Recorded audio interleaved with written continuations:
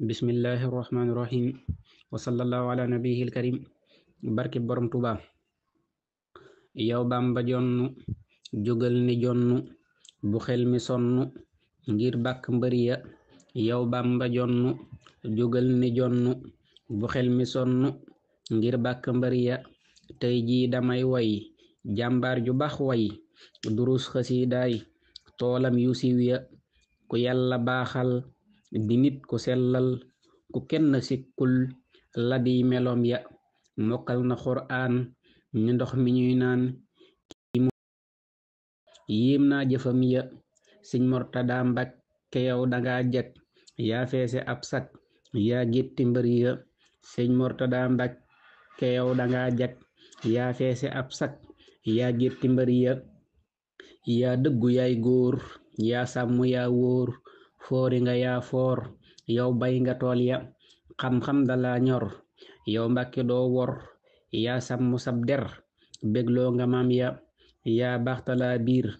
tayaatu am leer sak fitt daa diir bajam yu baax ya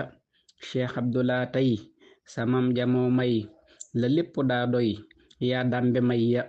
ci sag woyof ngay jàppeeta doo nay leetax malay way yaa làq cër ya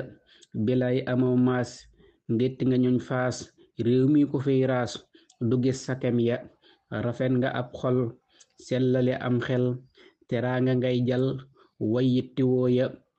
rafet nga ab xol sellale am xel teraanga ngay jal way yittiwoo ya xaadim rasuulu moom rekk nga wóolu say ndam du suulu yaa murtadaaya yaa xotte ak baax te xar nga xar baax siñ siidi lam baax nga duy ca ndab ya kon guddalu fan am wérgu sakkan barkeb borom kun ak barke mam ya kon guddalu fan